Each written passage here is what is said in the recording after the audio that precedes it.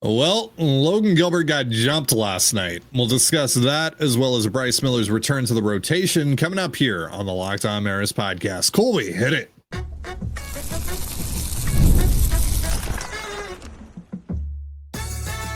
You are Locked On Mariners, your daily Seattle Mariners podcast. Part of the Locked On Podcast Network, your team every day. Ahoy, sailors. It is Tuesday, August 19th, 2025. This is Tiny Gonzalez and Colby Patnode for the Locked On Mariners podcast, part of the Locked On Podcast Network, your team every day. This episode is brought to you by FanDuel. Football season is around the corner. Visit the FanDuel app today and start planning your futures bets now. And as always, if you want to hear from me and Colby even more and help support the show, you can check out our Patreon. All you have to do to check that out is click the link in the description of this episode.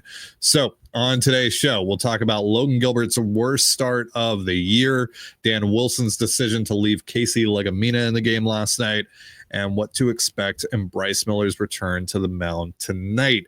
But the Mariners lose 12-7 in the series opener last night to the Philadelphia Phillies in Philadelphia.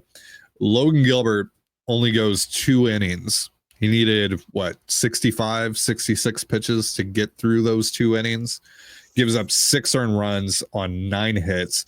The Phillies in total tally 21 hits on the night against this Mariners pitching staff, the most the Mariners have given up in a single game since 2019 against the Astros.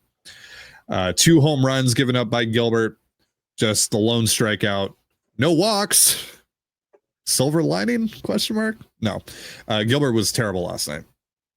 And this is what we have been fearing. This is what we were concerned about when we talked about how much he struggled to get guys out in a timely fashion against the White Sox, a week or 2 ago.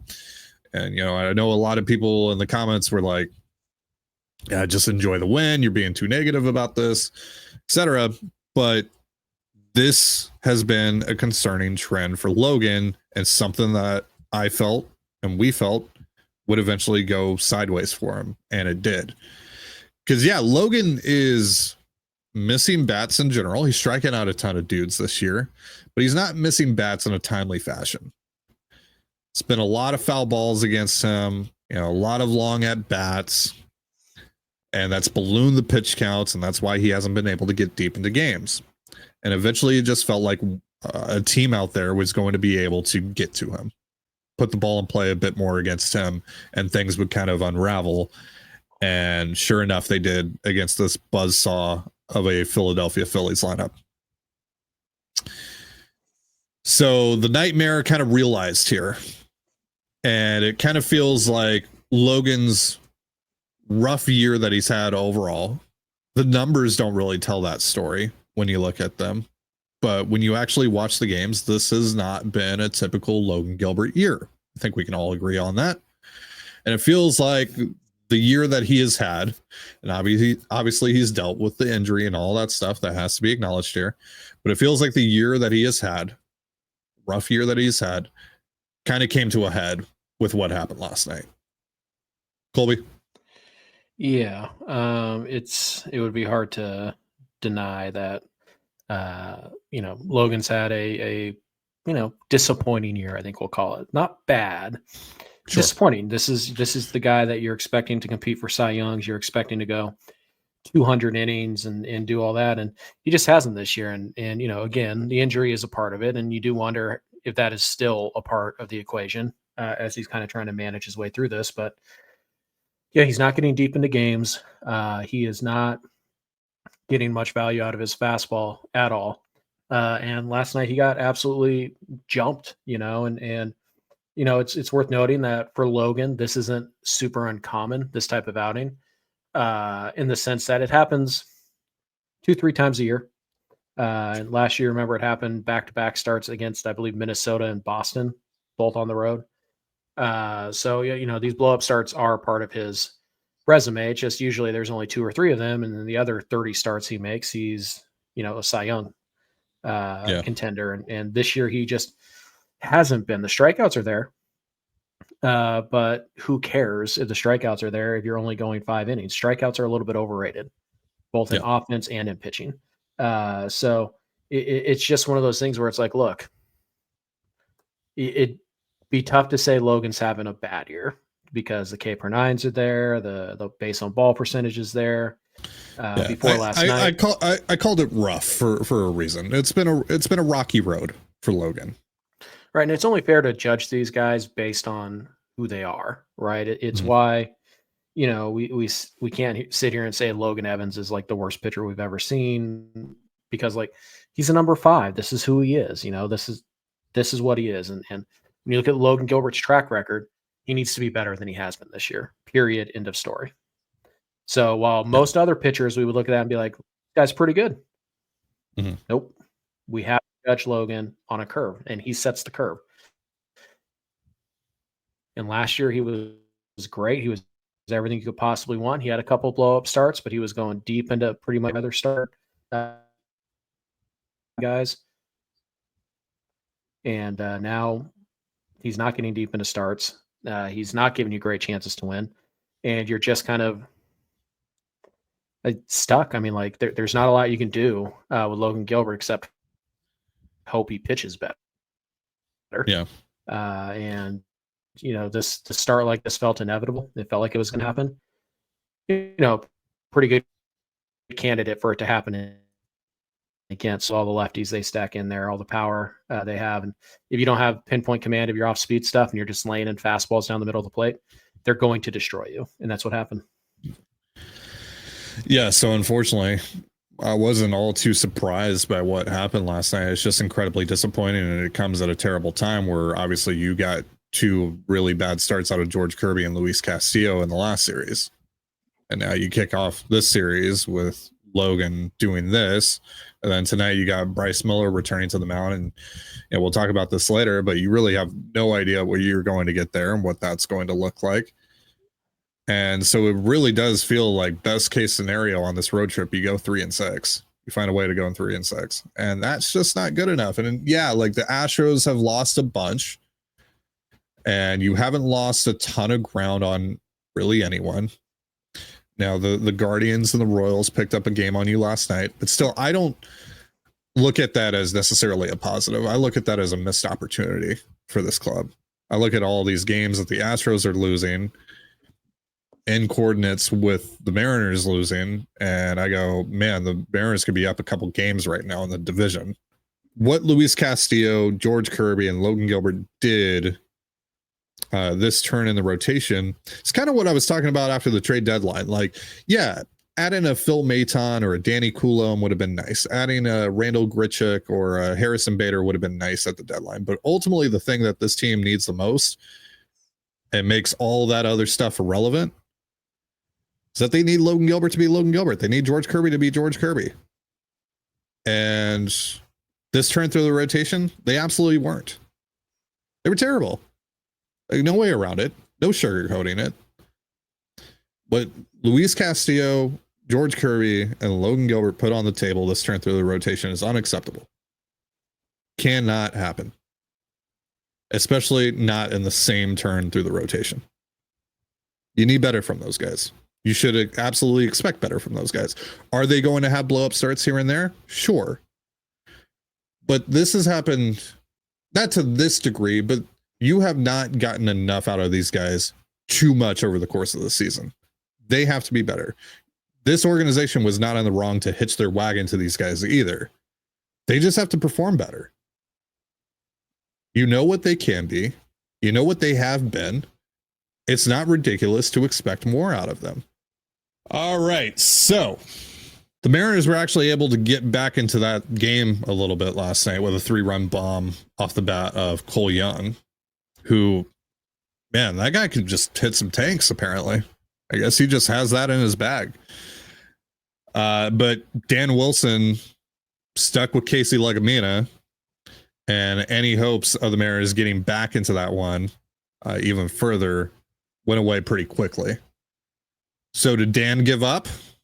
We'll talk about that in just a moment. But first, a reminder, this episode of the Locked On Mariners podcast is once again brought to you by FanDuel. August 26th is officially FanDuel Futures Day, a brand new holiday for football fans who live for bold predictions and preseason hunches. For just 24 hours, FanDuel is giving you deals on NFL season predictions. So whether you're calling your MVP, eyeing a long shot division winner, or ready to crown your Super Bowl champ before week 1 even kicks off, this is your moment. I'm taking Lamar Jackson to not only win the MVP, but also finally get over the hump in January to take the Ravens all the way. And if you disagree, you can visit the FanDuel app today and start planning your future bets now, because Futures Day is one day and one day only. FanDuel, play your game. And you're listening to the Locked On Mariners podcast. For instant reactions following every Mariners game, be sure to tune into the Mariners postcast with Anderson Hurst and Christopher Crawford, available on both the Locked On Mariners YouTube and podcast feeds. So it was 7-0 at one point in the Phillies' favor. It's very ugly. But the Mariners got a home run out of Mitch Garver to make it 7-1. And then they got a 3-run shot off the bat of Cole Young, who, again, he can hit tanks, apparently. That's just a thing that Cole Young can do. Cool.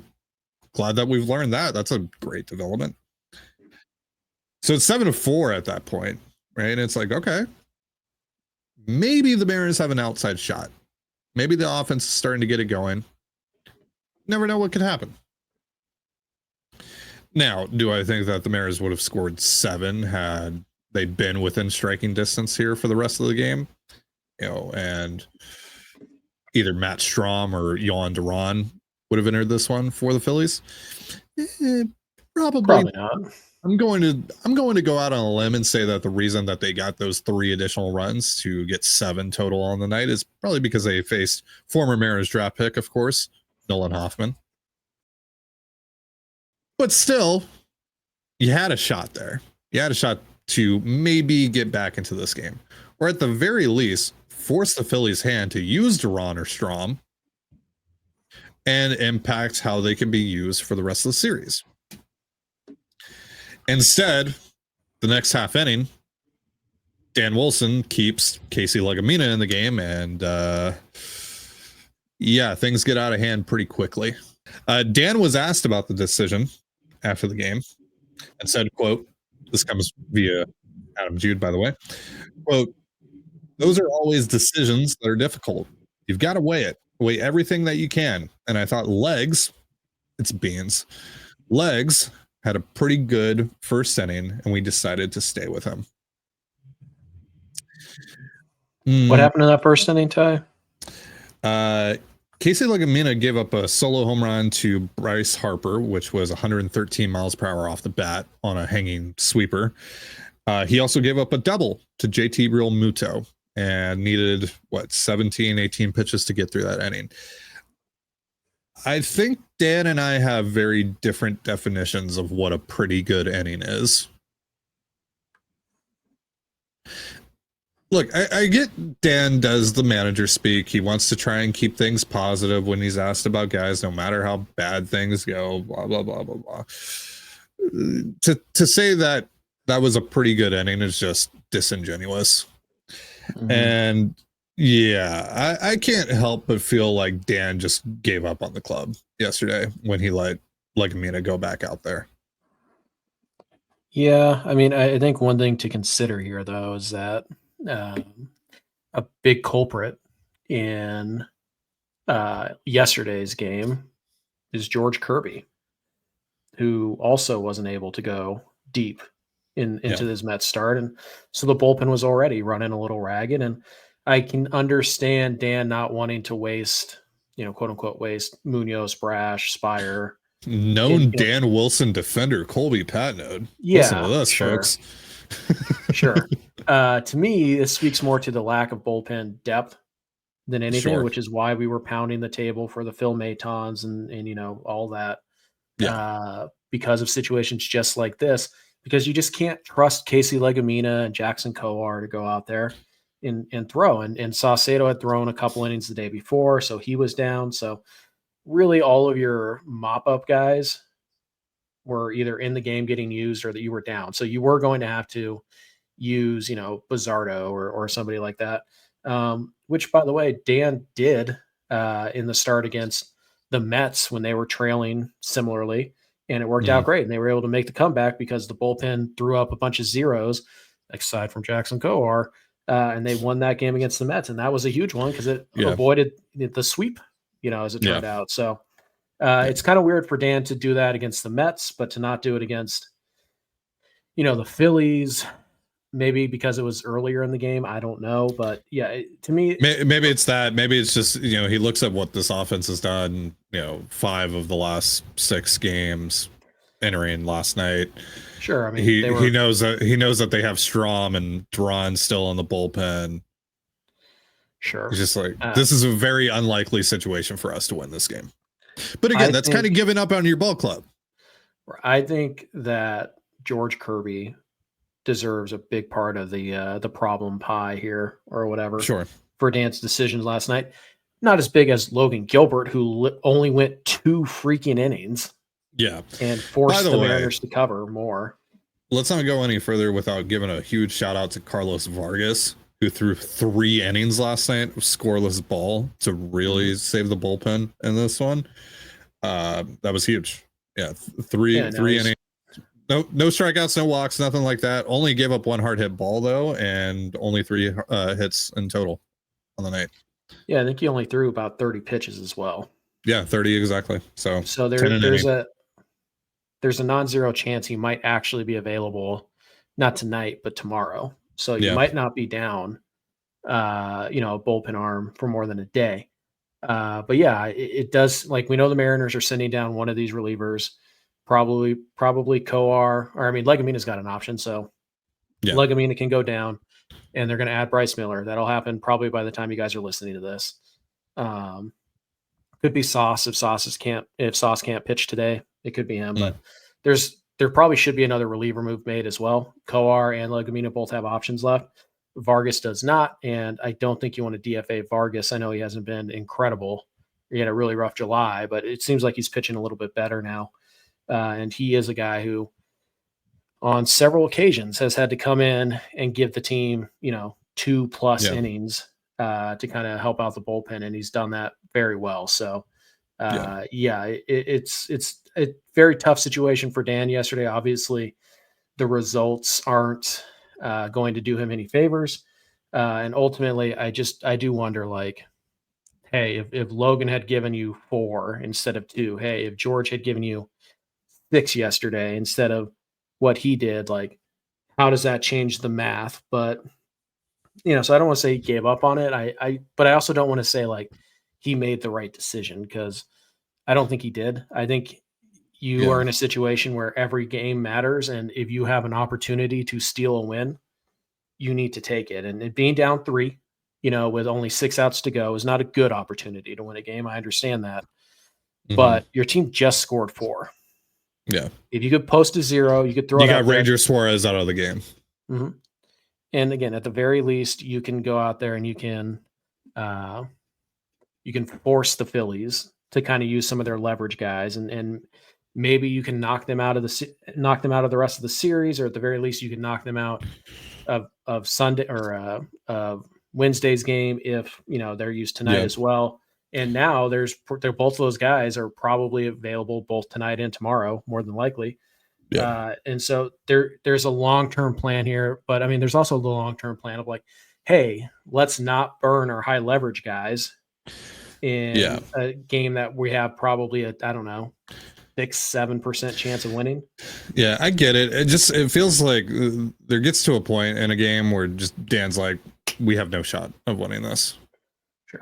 And maybe he's justified in those moments. I don't know, but still, it's just like there's been a few times over the course of the year where the Mariners they've gotten a couple runs later on, and now they're within 1 or 2 or 3. But then Dan goes to the Casey Leguminas of the world, the Jackson Kowars of the world, and then things go sideways. I get, but also your offense is significantly better now. Your lineup is significantly better now. And so while, in April, being down 3 with 6 outs to go, the game's over. Maybe not April, but June. Sure. Whereas now, like, No, it's probably over, but you can't say for sure that it is because your lineup's so deep. And so, yeah, it's weird. I mean, Scott Service used to do this all the time. Like he would punt games, quote unquote. Yeah. And he understood the assignment and he played the long game all the time. And it was one of the things Scott did well. I thought Scott managed the bullpen relatively well, especially, after the first 3 or 4 years where he kind of found his groove. So I don't want to give Dan too much grief for this because I think I understand the rationale. Like, do we really want to use Brash or Spire here when we're down by 3? And but also I just feel like there's no situation that he could be placed in based on where the roster was at after the game yesterday and Logan only going 2 today. I think it's a lose-lose situation for him. Yeah, so, no, because we could easily get up here and be like, why did you waste Matt Brash when you were down 3 and now you might not have him for the rest of the whatever. So I get it. It's just watching those series of events play out and calling back to some other moments over the course of this year. It did feel a little bit like, yeah, we have no shot. But I think this is also one of those situations where Dan is not going to go up there and be like, what do you want from me? Our 2 best pitchers gave me 6 innings total over the last 2 games. I don't know. Yeah. What am I supposed to do? And he's not going to throw his players under the bus. It ultimately falls on Logan and George. Yeah. And Legumina, he needs to pitch better. And Legumina, yeah. And also a little bit on the front office for not going and getting Dan another freaking arm. Yeah. For situations just like this. But yeah, so it's one of those things where it's like, again, I'm not praising Dan. I think he was a lose-lose no matter what decision he makes, unless the Mariners come back to win. He looks like an idiot. And so it's kind of one of those things that it's a little Monday morning quarterbacking and it's a tough spot. But again, it's just kind of one of those things where, yeah, we can blame Dan, but we should really be blaming Logan especially, but also a little bit of blame goes to George last night. This is why we talk about you need your starters to go deep because it's not just when they don't, it's not just a 1-game problem. Usually there's a spillover effect into the next game or 2. And now back-to-back guys haven't gone deep. And now Bryce Miller starting this game, and he's probably going to be on a pretty severe, pitch count of about 80, 85. So what if he only goes 4? And that's probably factoring into Dan's decision yesterday too. Like, look, I have a starter going tomorrow who might not be able to go 5, even if he pitches well. So I'm going to have to cover 4 innings tomorrow on top of this. And so, yeah, there's a snowball effect when your starters don't go deep. It can ruin weeks for you, not just a game or 2. So we'll see how it goes. They do have that off day on Thursday, but man, it just right now looks like they're hurtling towards a 2-7 road trip, which would basically get back everything they earned on the 9-1 road trip, which is brutal. And no, it doesn't make me feel better that the Astros are also struggling and all that. Like, I don't care about that. All right, Bryce Miller is making his return to the mound tonight. We'll talk about that in just a moment. But first, a reminder, this episode of the Locked On Mariners podcast is brought to you by Prize Picks. This episode of the Locked On Mariners podcast is brought to you by Prize Picks, the daily fantasy platform that lets you turn your football predictions into real rewards. Preseason is already heating up and college football isn't far behind. It's the perfect time to lock in your season-long, more or less picks for the 2025 football season all before week 1 kicks off. Whether you've got your eye on big-name quarterbacks or breakout running backs, Prize Picks makes it easy to get in the game. Download the Prize Picks app today and use the promo code LOCKEDONMLB. That's LOCKEDONMLB to get $50 in lineups after you play your first $5 lineup. That's promo code LOCKEDONMLB, LOCKEDONMLB to get $50 in lineups after your first $5 play. Prize Picks, run your game. And you're listening to the Locked On Mariners podcast. Bryce Miller is making his return to the mound tonight for the first time since June 6th. He had obviously gone on a rehab assignment recently down in AAA, made 3 starts with the Rainiers. His last one against the Las Vegas Aviators, who we obviously talked quite a bit about yesterday for other reasons. Went pretty well. 4 strikeouts, 1 walk, 2 earned runs on 2 hits, gave up a home run in 5 2/3 innings.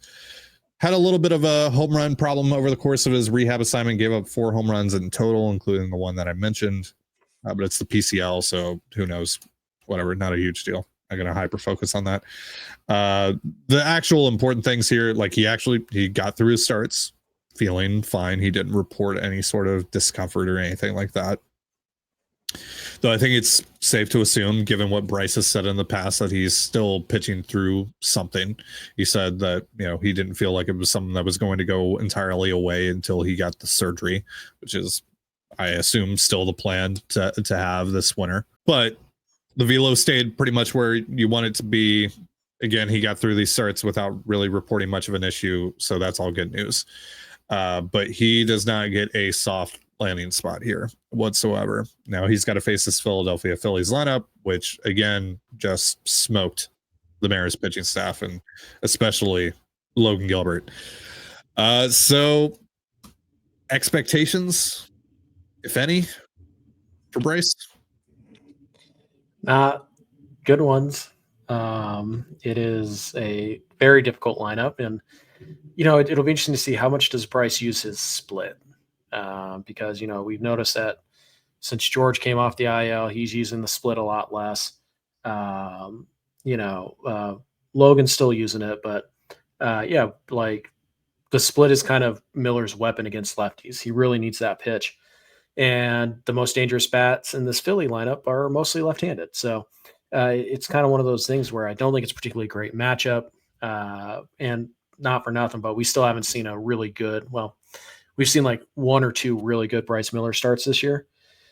And he hasn't pitched in the big leagues in over 2 months. So I don't really think it's fair to have high expectations. If he can give you 5 innings and keep you in the ball game, I think that's a really good job by him. I don't know what his pitch count's going to be at. Probably 85 would be my guess. How many outs can he get you on 85? But also there's the up down. Like, can he get up and down 5 times, 6 times?